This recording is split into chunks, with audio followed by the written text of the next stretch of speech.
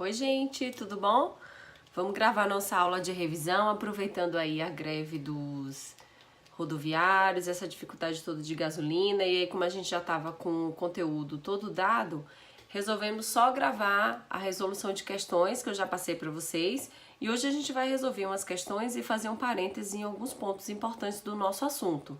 Lembrando que a gente viu o FGTS, a gente viu o acidente de trabalho, a gente viu o acidente de trabalho, responsabilidade civil do empregador, o dano moral, o assédio moral, dano existencial, dano estético, dano material, e a gente viu todas essas mudanças.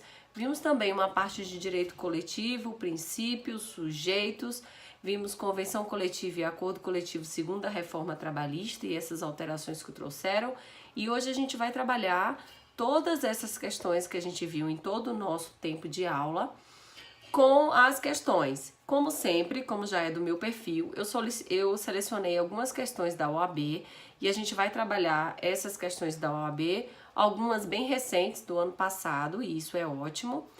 E dentro dessas questões, dentro dessa resolução de questões, a gente vai trabalhar o nosso tema, tá bom? Vamos lá para a primeira questão. A primeira questão é a OAB 2017. A gente começa falando do FGTS. Na primeira questão da OAB, peguem aí o material, por favor, que eu mandei para vocês. Diz o seguinte: um aprendiz de marcenaria procura um advogado para se inteirar sobre o FGTS. Um aprendiz de marcenaria procura um advogado para se inteirar sobre o FGTS. Quem vem sendo depositado mensalmente pelo empregador na sua conta vinculada junto à Caixa, junto à CEF, na razão de 2% sobre o salário e cujo valor é descontado juntamente com o INSS. Com relação ao desconto do FGTS, assinale a alternativa correta. Questão A, letra A. O FGTS deveria ser depositado na ordem de 8% e não poderia ser descontado. O que a questão te pede? Primeiro, o FGTS deveria ser depositado. Sim, o FGTS ele não deve ser descontado do trabalhador. O FGTS ele tem que ser depositado pelo empregador. Todo mês o empregador tem que imprimir a guia e depositar na conta vinculada ao FGTS do empregado a importância de 8%. 8% sobre o quê?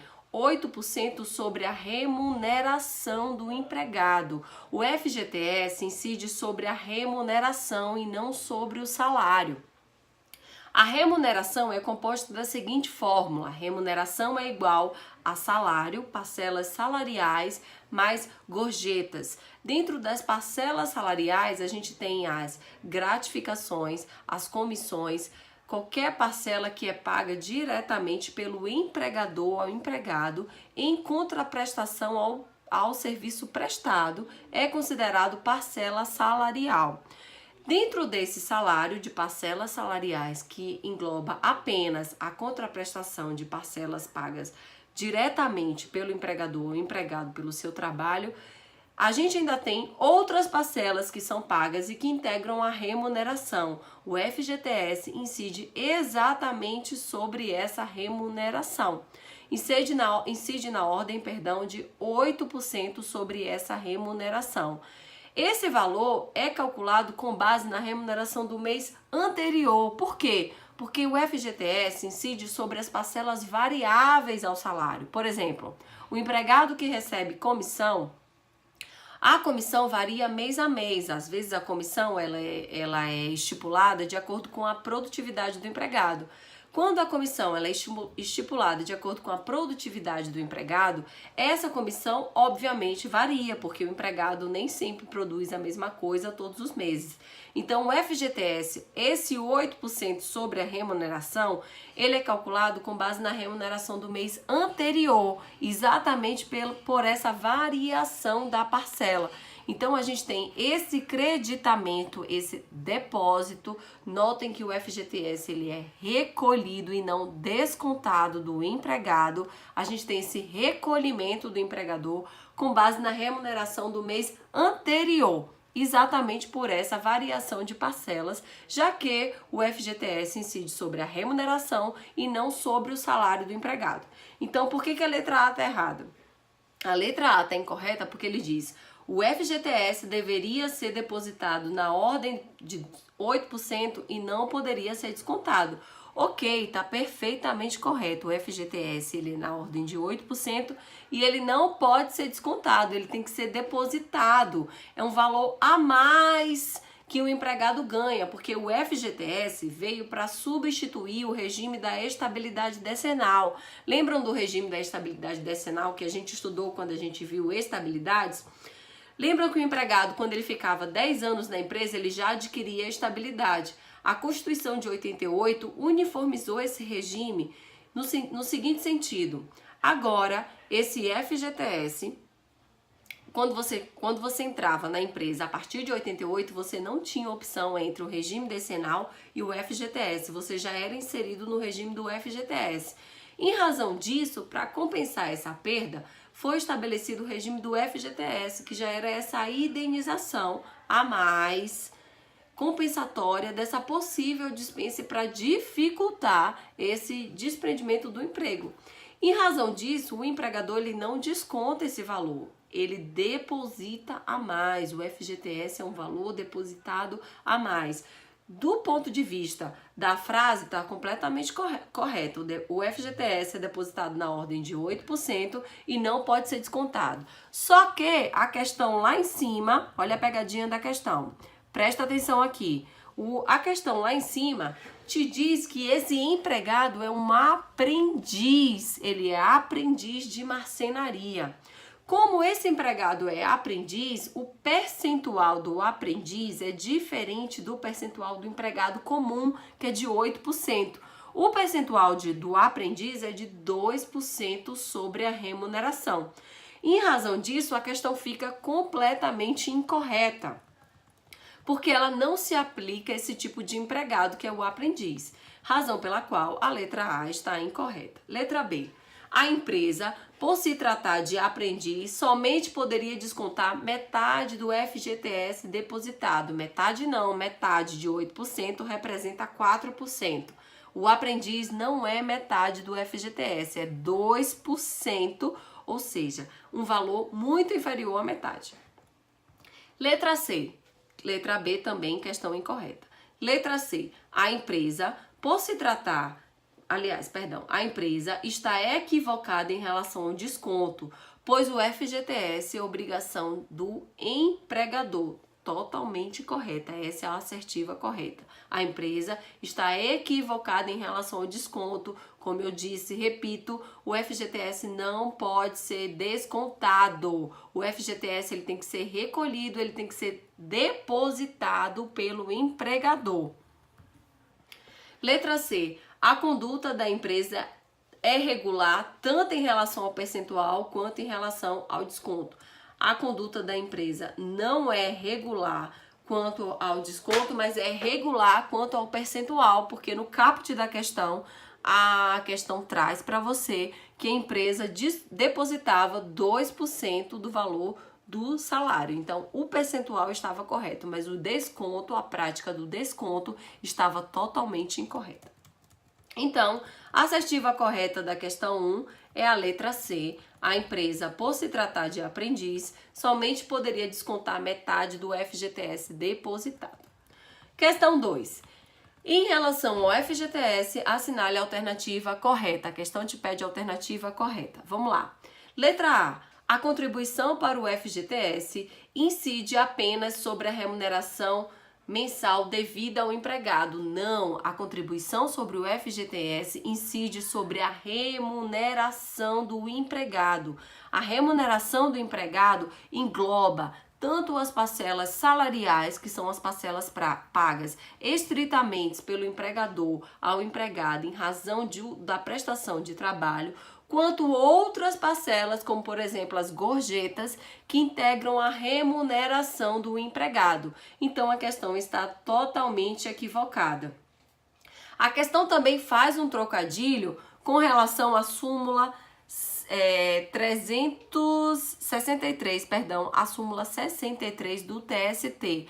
A súmula 63 do TST diz que a remuneração incide tanto sobre a hora extra do empregado quanto qualquer outro adicional do empregado, todas as parcelas que compõem a remuneração do empregado. Então, a gente ainda tem que trazer esse conhecimento. Letra B, questão A, incorreta, porque não incide apenas sobre a remuneração, tá? Incide sobre outros adicionais eventuais também.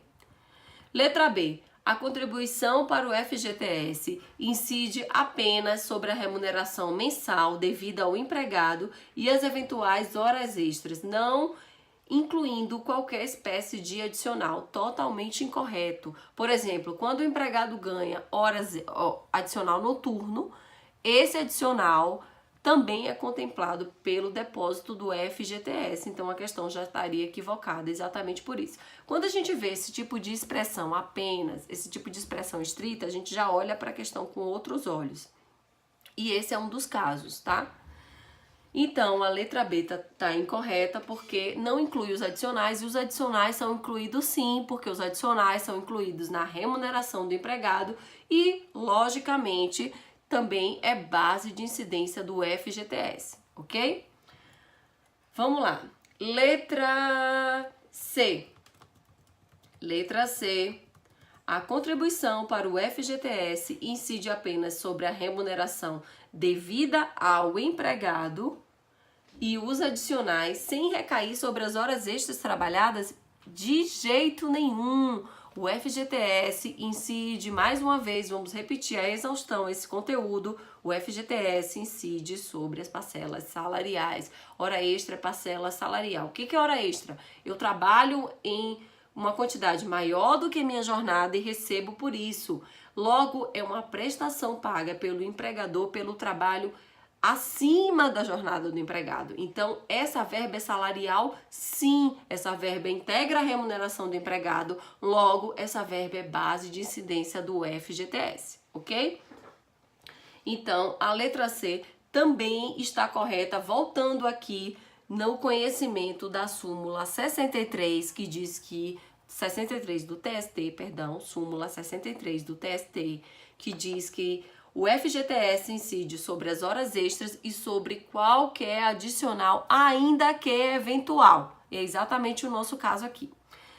Tá? Letra D. O pagamento relativo ao período do aviso prévio, trabalhado ou não, não está sujeito à contribuição para o FGTS. Essa questão está incorreta. Por quê? Porque a súmula 305 diz que o aviso prévio incide sobre o FGTS, sendo ele indenizado ou não, ok? Então, a questão está totalmente incorreta.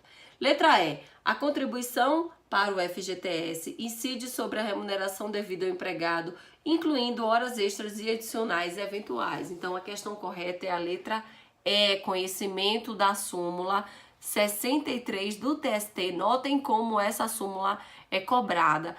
O assunto sobre o FGTS é a base de incidência de suma importância. A gente viu que o FGTS incide sobre o 13º, o FGTS incide sobre o aviso prévio, sendo ele indenizado ou não, o FGTS incide sobre as horas extras e quaisquer adicionais eventuais.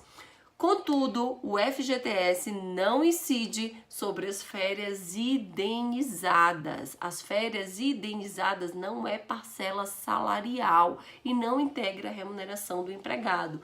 Por isso, não sofre a incidência do FGTS. As férias indenizadas, lembrando, por que não incide esse FGTS sobre as férias indenizadas? Porque no mês corrente que o empregado deveria gozar as férias, essa incidência da base de cálculo do FGTS já sofreu naquele mês que ele trabalhou e não gozou férias. Então, esse valor de férias é um valor indenizado, é um valor apenas de reembolso. Ao longo do ano que o empregado vinha trabalhando, toda essa remuneração sofria sim a incidência do FGTS. Logo, quando você tem essa indenização pela não concessão de férias, você não tem a incidência do FGTS.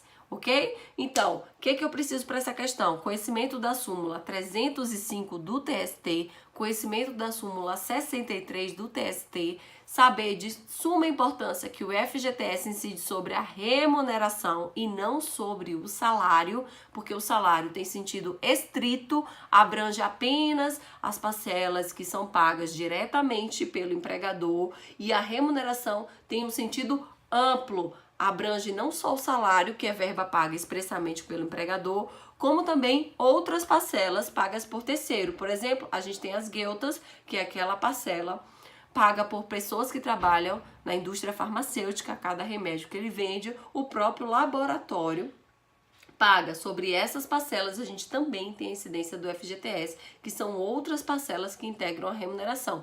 Gorjetas, a gente também tem a incidência do FGTS sobre as gorjetas, ok? Outra coisa importante de pontuar nessa questão.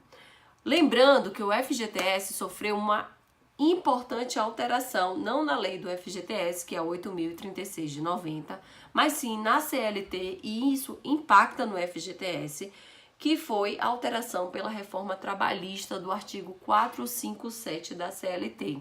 O artigo 457 da CLT já trouxe expressamente a vedação de algumas parcelas que tinham a discussão se tinha natureza salarial ou não, como não salarial. Como, por exemplo, as diárias de viagem. As diárias de viagem, no nosso normativo anterior, eram escalonadas da seguinte maneira: caso a diária de viagem ultrapassasse 50% do salário, ela tinha sim perfil salarial. Caso ela fosse abaixo dos 50%, ela não tinha natureza salarial. Isso não existe mais. O artigo 457 da CLT acabou totalmente com essa discussão, porque já trouxe as parcelas não salariais, como por exemplo a diária de viagem, como por exemplo os prêmios, como por exemplo o auxílio à alimentação. E isso impacta diretamente no FGTS, porque esse tipo de parcela não tem mais discussão, não tem natureza salarial, não integra o salário, tem apenas natureza indenizatória, não é base de cálculo do FGTS, ok? Então, questão 2, gabarito correto é a letra E. A contribuição para o FGTS incide sobre a remuneração mensal devida ao empregado, incluindo horas extras e adicionais eventuais. Vamos lá, questão 3. Continuando na temática do FGTS, questão 3. O FGTS pode ser movimentado nas seguintes ocorrências, exceto: a questão 3 pede o conhecimento do artigo 20 da Lei 8.036. O artigo 20 da Lei 8.036 é um rol exaustivo que traz expressamente as hipóteses de movimentação do FGTS. Como, por exemplo, quando o empregado se aposenta. Quando o empregado se aposenta, ele pode movimentar o FGTS. O que significa movimentar o FGTS? Significa a possibilidade de sacar aquele dinheiro que foi depositado ao longo do vínculo na conta vinculada do empregado. Então, quando você traz essas hipóteses de movimentação, lembrando que são hipóteses previstas em rol exaustivo, para eu saber se eu posso movimentar o meu FGTS, eu vou ao artigo 20, consulto a hipótese, verifico se há subsunção entre a hipótese e a previsão legal, e assim eu sei se eu estarei autorizada ou não para movimentar o meu FGTS. Então, vamos lá. Letra A. No término, exceto, então ele quer a hipótese que não tem previsão de movimentação do FGTS. Letra A. No término do contrato por prazo determinado. Sim, no término do contrato por prazo determinado, eu tenho sim a possibilidade de movimentar o FGTS. Afinal, acabou o meu contrato em data prevista, não foi rescisão antecipada, foi rescisão normal do meu contrato de trabalho, que era por tempo determinado. Nessa situação, eu tenho sim possibilidade de movimentar o meu FGTS. Ok? Então, letra A é uma possibilidade de movimentação, logo não está dentre as exceções que estão pedidas na questão. Letra B. Na rescisão do contrato por culpa recíproca ou força maior, também é uma possibilidade de extinção contratual, previsão entre as partes. Também está lá a previsão no artigo 20 da Lei 8.036 de 90, que é a lei do FGTS. Logo, eu posso movimentar o meu FGTS nessas situações, logo não é previsão de exceção, como pede a questão. Letra C. Quando o trabalhador ou seu dependente estiver em estágio terminal em razão de doença grave. Sim, eu posso movimentar o meu FGTS não só pela doença que me afeta, como o meu dependente. Tanto em razão de doença grave, que a gente vê as doenças relacionadas no anexo do Ministério do Trabalho, como, por exemplo, neoplasia maligna, vírus HIV, eu também posso movimentar o meu FGTS, porque já tem previsão do artigo 20 da movimentação do FGTS em caso desse tipo de moléstia, ok? Letra D. Quando a conta permanecer sem depósito por 2 anos ininterruptos. Não, o artigo 20 diz que eu só posso movimentar o meu FGTS quando a minha conta permanecer sem depósito por 3 anos ininterruptos e não 2. Ah, professora, mas o governo liberou outro dia com 2 anos. Foi um programa de governo baseado em uma medida provisória para fomentar a economia. Acabou a medida provisória, ela não foi convertida em lei, não houve alteração do artigo 20, então isso aqui não pode ser considerado hoje hipótese de movimentação do FGTS. Hoje, pelo artigo 20, a única hipótese de movimentação do FGTS por conta inativa é por um período de 3 anos ininterruptos. Lembrando que o período não pode sofrer qualquer depósito, ele tem que ser ininterrupto, ok? Conta inativa, lembram do conceito de conta inativa? Conta inativa é aquela que ficou sem depósitos de FGTS, tá? Em razão de quê? Normalmente por desemprego. Então, questão correta, letra C. Vamos ver a letra D. Questão correta, letra D, que é o excessivo, ok? Letra E. Quando o trabalhador permanecer por 3 anos ininterruptos fora do regime do FGTS, podendo o saque, nesse caso, ser efetuado a partir do mês do aniversário do titular da conta, exatamente letra do artigo 20 da Lei 8.036, quando o empregado permanece 3 anos ininterruptos, lembrando que é sem interrupção, fora do regime do FGTS, ele tem direito sim a movimentar essa conta vinculada. Vamos lá. Questão 4. Observe as afirmativas a seguir em relação à Lei 8.2.13 de 91 e suas alterações. Essa questão trata do acidente de trabalho. Lembrando que o acidente de trabalho é aquele evento súbito, aquele caso fortuito, aquele evento imprevisto. Só que acidente de trabalho não é qualquer acidente que ocorre no meu trabalho. Não, para ser acidente de trabalho é preciso causar lesão corporal ou perturbação funcional que cause a perda total ou parcial, a morte do empregado, ok? Ou a redução também da capacidade de trabalho do empregado. Então, para eu ter um acidente de trabalho, necessariamente eu preciso haver uma incapacidade para o meu trabalho. Não há acidente do trabalho que não gere incapacidade do trabalho. E se eu tive um acidente de trabalho e eu fiquei uns dias incapacitado para o trabalho, mas depois eu recuperei? Não é acidente de trabalho. O acidente de trabalho é simplesmente um afastamento previdenciário. Acidente de trabalho é aquele acidente que causa a perda, redução total ou parcial ou a morte do empregado. Eu não tenho um acidente de trabalho sem ter incapacidade laborativa.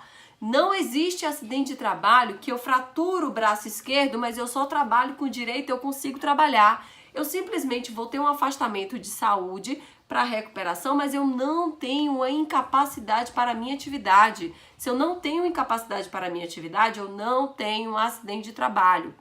Lembrando um conceito que a lei traz, o acidente do trabalho está regulado pelo artigo 20 e seguintes da lei previdenciária, a lei 8.2.13 de 91. O acidente de trabalho não tem previsão na CLT, e sim algumas das suas consequências, como a gente vai ver um pouco a seguir. O acidente de trabalho está regulado pela Lei Previdenciária 8213 de 91 e precisa encaixar perfeitamente as hipóteses do artigo 20. Então, o que eu tenho por lesão corporal? Lesão corporal é aquela fratura do meu corpo, é aquela lesão do meu corpo, ela é visível. Eu consigo identificar a lesão corporal só de olhar, diferente da perturbação funcional que, na verdade, eu recebi um tombo, houve o acidente, mas a olho nu eu não consigo ver que eu tive algum problema, eu não consigo ver a minha incapacidade. Mas aquele impacto, por exemplo, no meu abdômen, causou um problema de funcionamento dos meus órgãos. E esse problema de funcionamento dos meus órgãos afeta a minha saúde, mas não a minha saúde geral, afeta a minha capacidade laboral, ok? Então, o que a gente tem de acidente de trabalho? Acidente de trabalho é aquele evento fortuito, aquele acidente imprevisto, caiu o teto, cair da escada, cair do andaime. Só que esse acidente necessariamente precisa me causar incapacidade para o trabalho. O acidente que não causa incapacidade não é acidente de trabalho, é um afastamento comum. Lembram da diferença do auxílio previdenciário para o auxílio acidentário?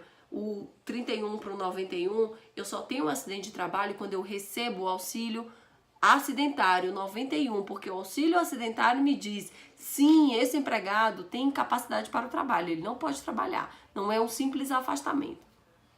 Lembrando também que a própria lei, nos artigos seguintes, traz possibilidades, traz algumas hipóteses de doenças equiparadas ao acidente de trabalho, que são a doença ocupacional e a doença do trabalho. A doença ocupacional, ela é uma decorrência do meu trabalho. Existem algumas atividades que, pela minha própria atividade, é da natureza da atividade, ela já me causa algumas lesões. Essa decorrência lógica da minha atividade é chamada doença profissional.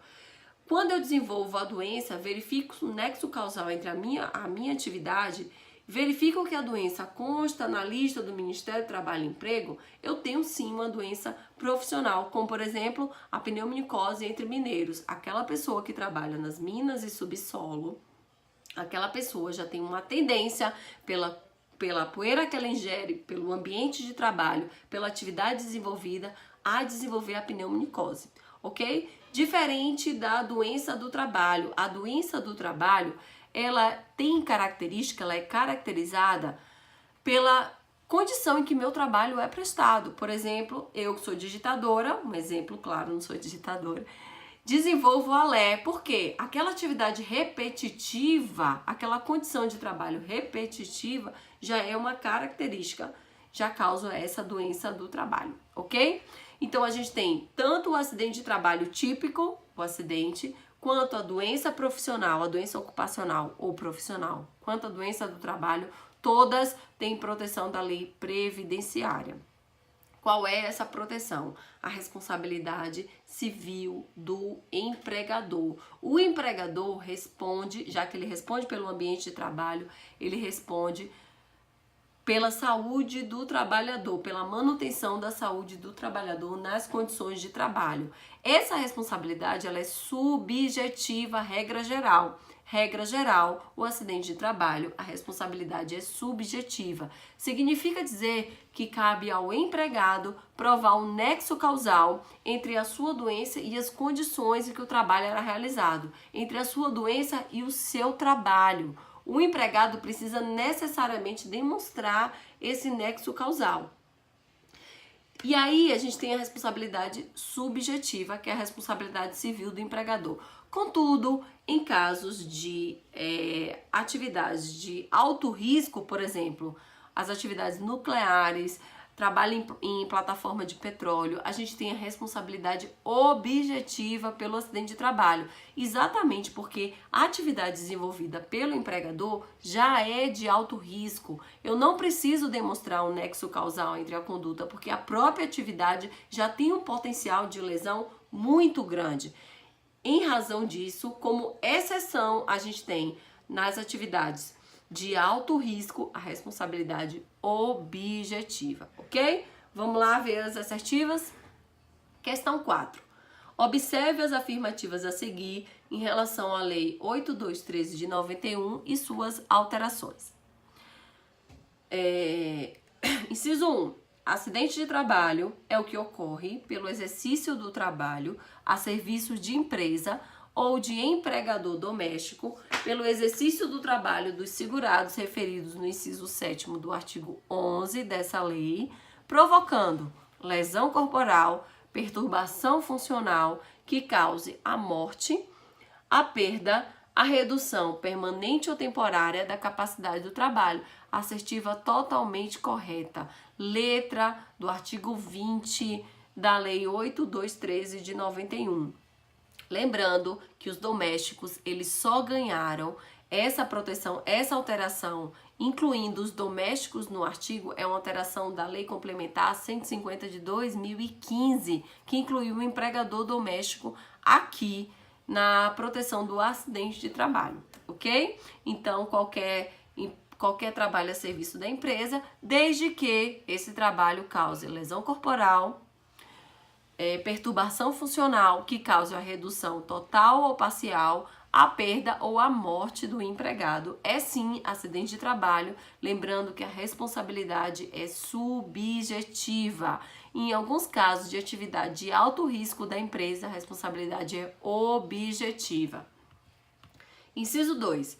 Equipara-se ao acidente do trabalho aquele sofrido pelo segurado no percurso da residência para o local de trabalho ou deste para aquela, qualquer que seja o meio de locomoção, inclusive o veículo de propriedade do segurado.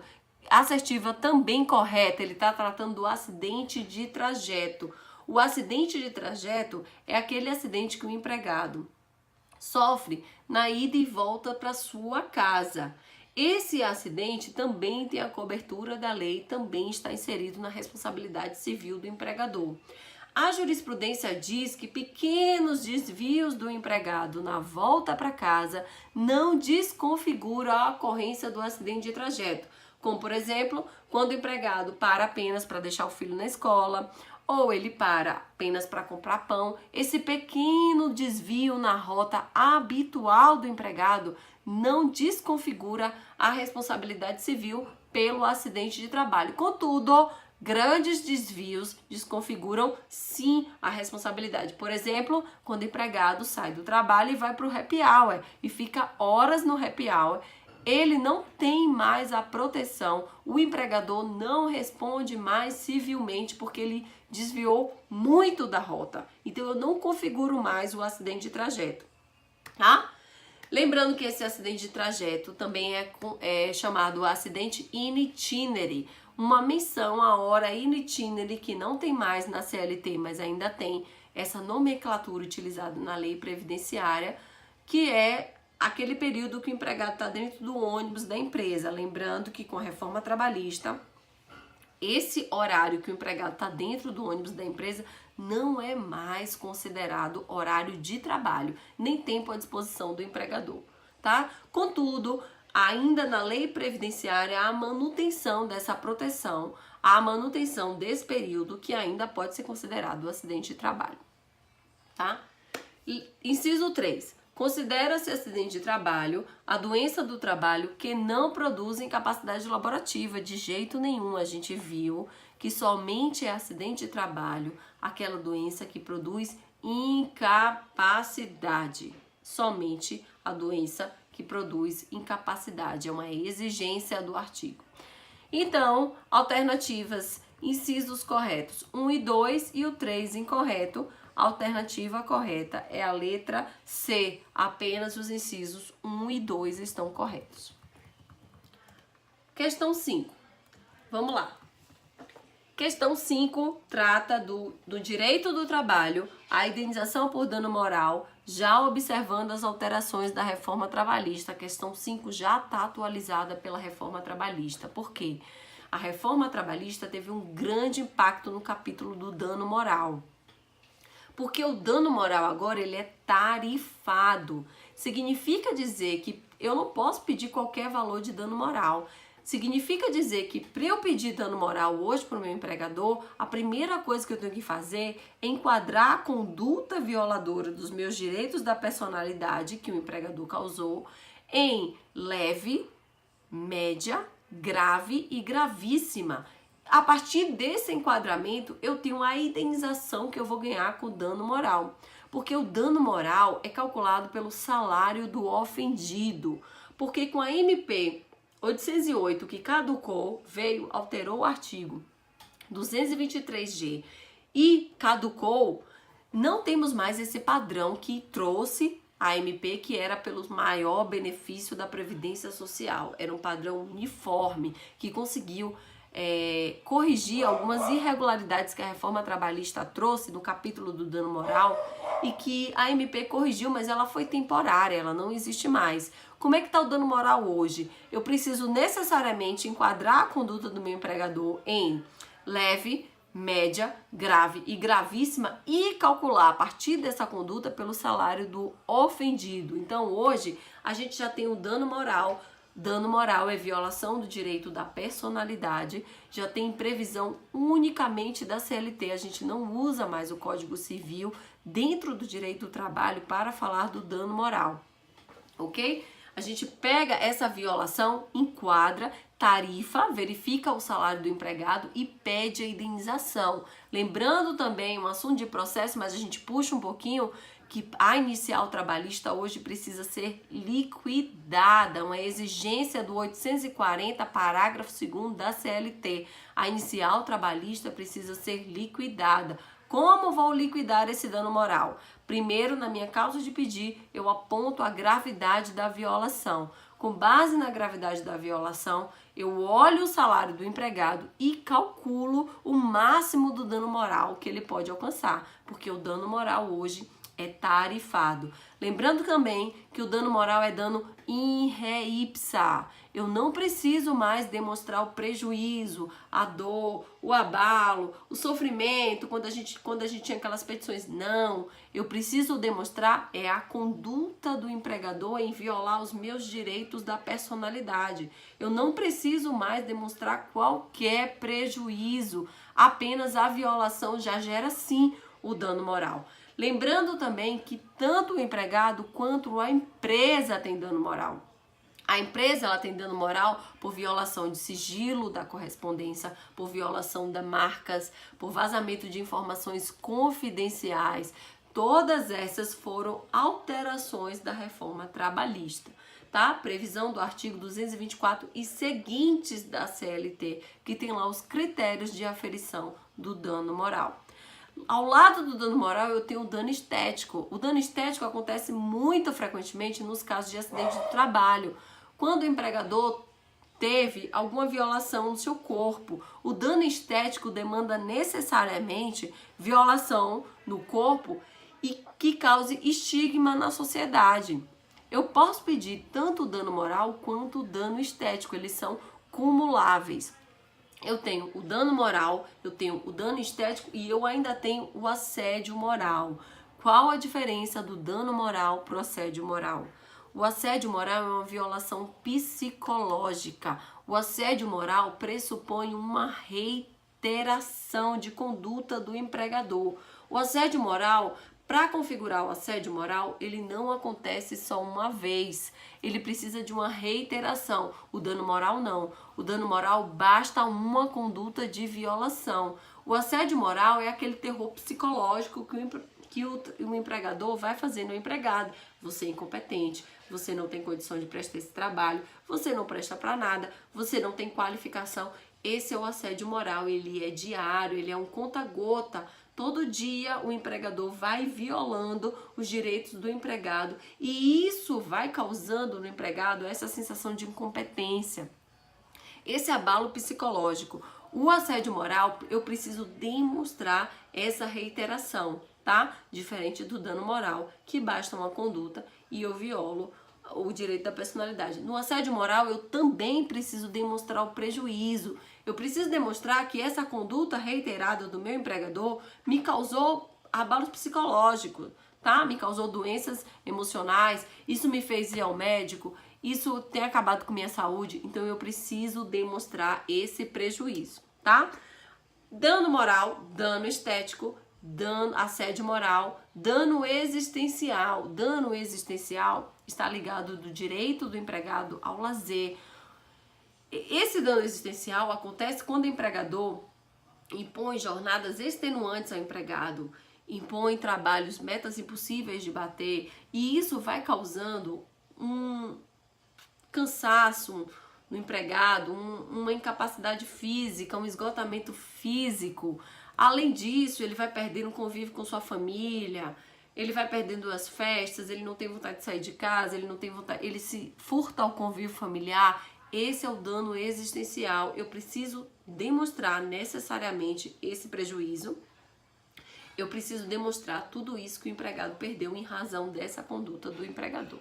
Ok? Além do dano moral, eu também tenho o dano material, que se divide em dano emergente e lucro cessante. O dano emergente é aquela perda, aquele prejuízo financeiro imediato que eu provo através de recibo.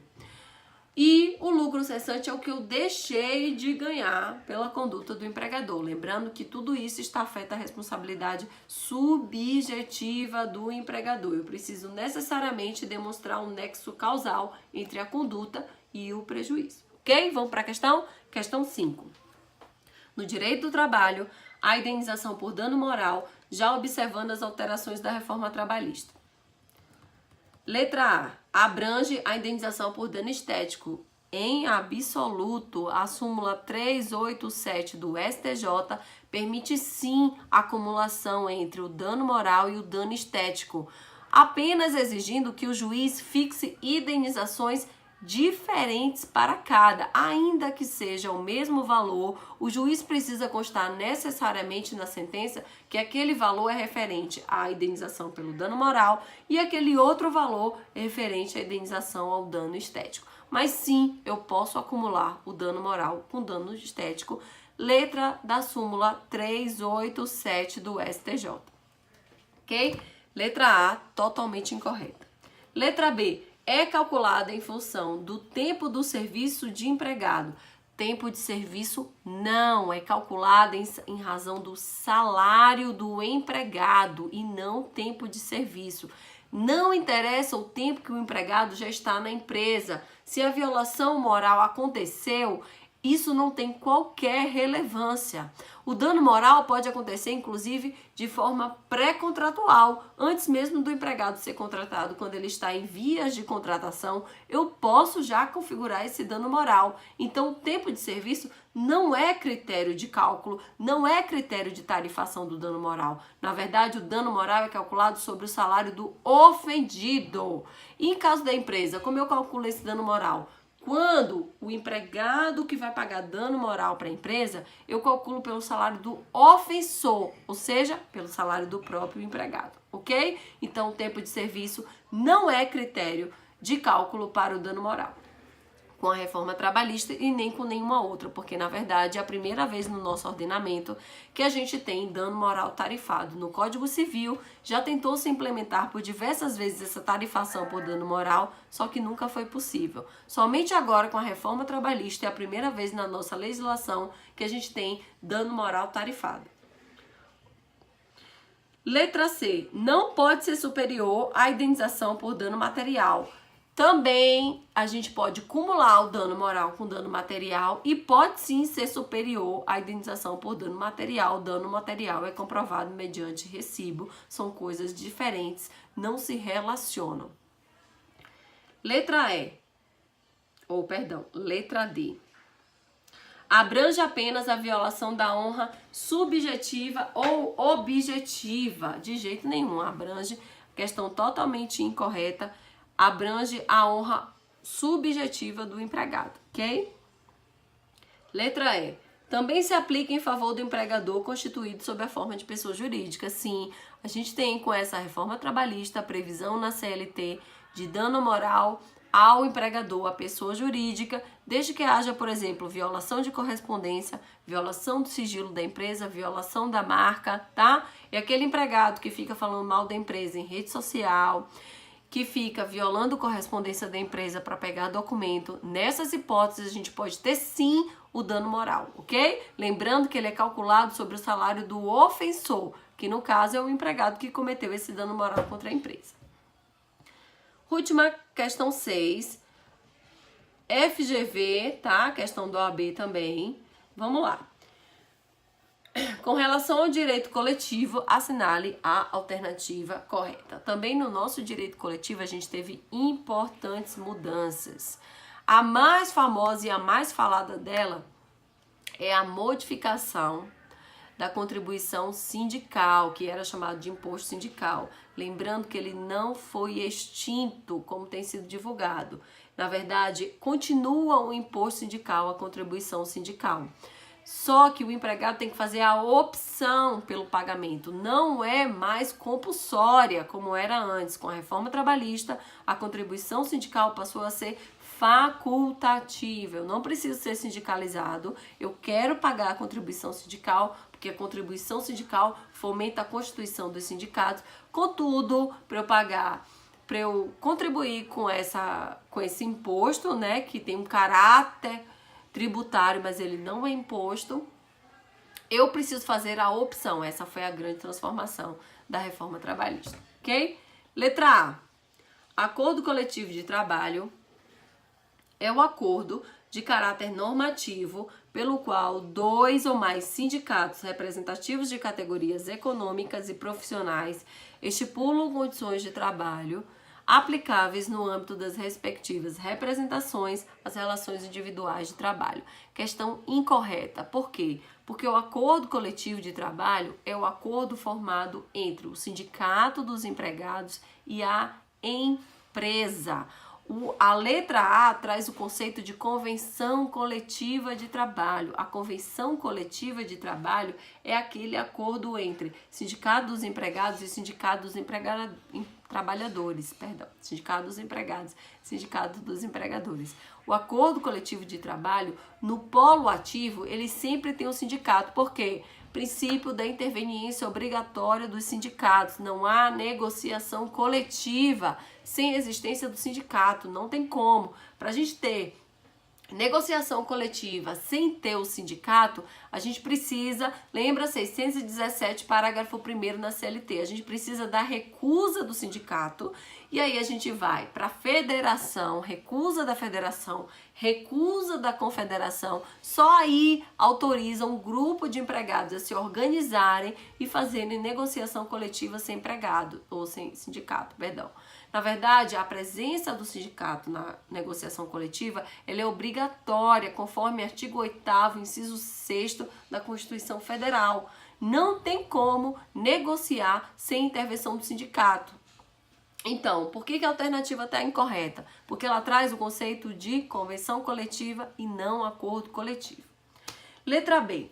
Na greve ou em atividades essenciais, ficam as entidades sindicais ou os trabalhadores, conforme o caso, obrigados a comunicar a decisão aos empregadores e aos usuários com antecedência mínima de 72 horas. Questão correta, essa é a alternativa correta.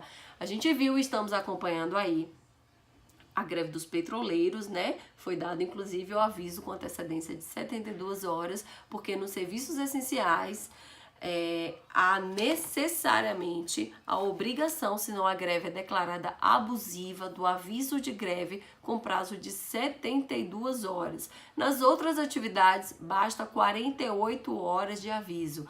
Lembrando que a lei de greve, a lei 7.783 de 89, ela traz os requisitos para a deflagração de uma greve. A greve não é um ato assim, ele precisa cumprir os requisitos. Eu preciso decidir o momento da greve em uma assembleia, na qual eu convoco a categoria, através de decisão assemblear, eu decido deflagrar essa greve. Decidindo deflagrar essa greve, eu verifico se é atividade essencial ou não. Em sendo atividade essencial, eu preciso respeitar o prazo de antecedência mínima, notem que é antecedência mínima de 72 horas, não sendo atividade essencial, eu preciso respeitar o prazo mínimo de 48 horas, dou aviso à população da deflagração dessa greve, e aí sim eu consigo gozar o meu direito, usufruir o meu direito de greve. Lembrando que greve é suspensão do contrato de trabalho e como suspensão, regra geral, os dias que eu fico de greve não são abonados. Regra geral. Por que regra geral? Porque se o empregador quiser,